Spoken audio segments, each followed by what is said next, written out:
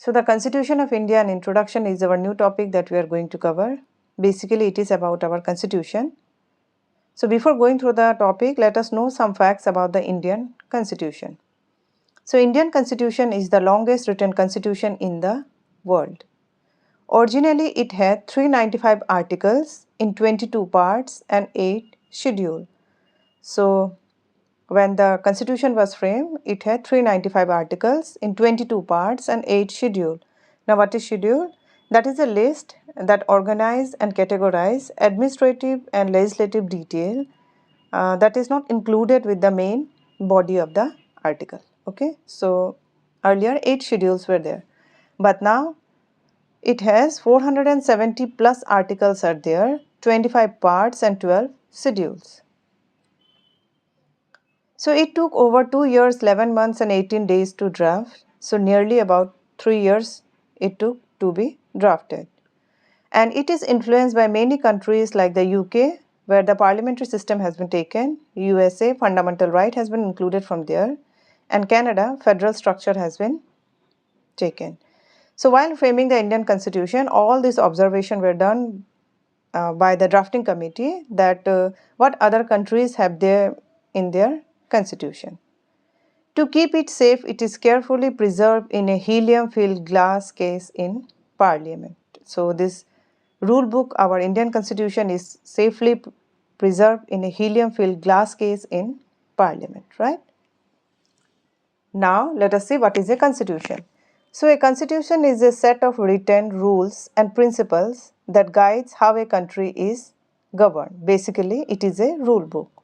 It is the highest law of the land and outlines. So what is here? The structure of government is there. We will find here in the constitution. The rights and duties of citizen, the power and responsibilities of different organs of government. Okay, so different organs are there. So what are their power and what are their responsibility are also mentioned in the constitution. Then how laws are made and implemented. It acts like a rule book for both the government and the people. So constitution is a rule book for both the government and the people. Okay, so this is our constitution. Now why does India need a constitution? Okay, why do we need a rule book? After gaining independence from British rule in 1947, India needed its own system of governance. There were many challenges, okay? Diverse population was there because different kinds of religion, languages, caste and cultures were there in India. So there was a need for unity and equality, ending social injustice like untouchability and giving power to people through democracy. So this was a need when India get independence. Due to its diverse population, lots of different type of people are there, different cultures are there, isn't it? So we need to unite and equality should be there. Apart from it, social injustice were also prevalent at that time, so that should also be put an end. And moreover, giving power to people through democracy.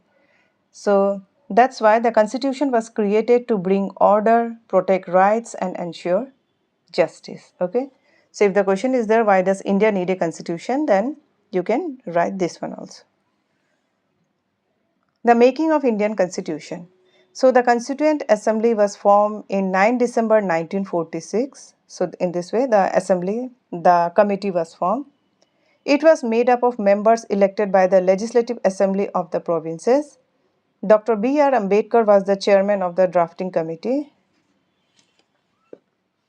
He is known as the father of Indian Constitution also. So it may be there in the GK based question also that who is the father of Indian Constitution? Then Dr. Bhimrao Ambedkar is the father of Indian Constitution.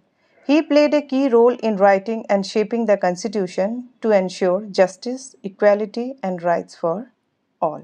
Okay. So under his guidance, the Constitution Assembly, the drafting committee just work and then they play a vital role in framing the Indian Constitution. Now adoption of the constitutions. So the final draft was ready on 26 November 1949 and this is celebrated as Constitution Day also. The Constitution came into effect on 26 January 1950, celebrated every year as Republic Day. So the final draft was ready on 26 November 1949 and it is celebrated as a Constitution Day and when it came in effect on 26 Jan 1950, it is celebrated as a Republic Day. Now, what was the language and format of this constitution when it was framed? So, it was written in both English and Hindi. The original handwritten copies were signed by all the members of the Constituent Assembly, and it had 395 articles, 8 schedule and 22 parts. So the drafting committee, whoever the members were there, they just put their signature that it is ready, and it was the original handwritten copies, right, with 395 articles, 8 schedule and 22 parts. Now, this is a very important question, key features of Indian Constitution. It may be there for the 3 marks or the 4 marks, okay. So what are the important features of Indian Constitution? First of all, federalism is there. Now, what is federalism? Power is divided between the central government at national level and state government, that is at the local level. Both levels of government can make laws in their areas. This helps manage a large and diverse country like India effectively. For example, education is a subject both the center and the states can work on. Okay, so federalism is the first key feature of Indian Constitution. That is, the power is divided between the central government and the state government, right? And both levels of government can make their laws in their specific areas. Second is parliamentary form of government is there. That is, the people of India elect their leaders and the government is run by representative chosen by the people.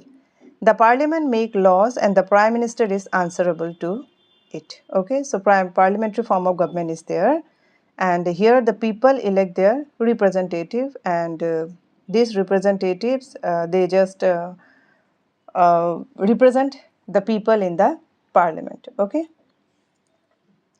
Next, separation of power.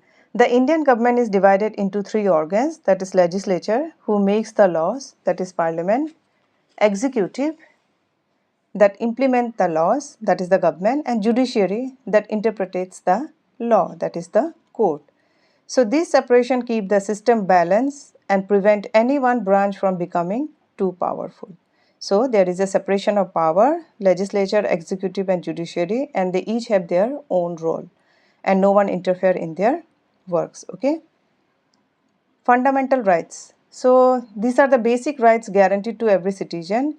There are 6 fundamental rights: right to equality, right to freedom, right against exploitation, right to freedom of religion, cultural and educational rights, and right to constitutional remedies. So these are the fundamental rights that are basic rights guaranteed to every citizen and mentioned in the Constitution. So these protect people from unfair treatment by the government or others, right? Next, secularism. India is a secular country, which means no religion is given special treatment. People are free to follow any religion or none at all. So they are free to follow any religion, or if they don't want to follow any religion, that's also okay. The government stays neutral in religious matter. Okay, that's why India is a secular country. After that, independent judiciary.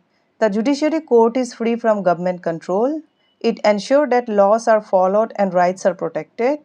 If a law is unfair or unconstitutional, the court can strike it down, and the Supreme Court is the highest court in India. Okay, so we have independent judiciary. Directive principle of state policy. This is also one key feature of Indian Constitution. So these are guidelines for the government to work for the welfare of the people.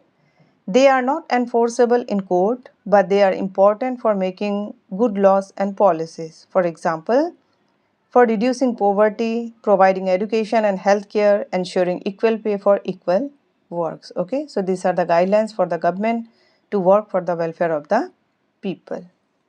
One more important features of Indian Constitution is the universal adult franchise, that every adult citizen 18 years and above has the right to vote regardless of caste, religion, gender or wealth.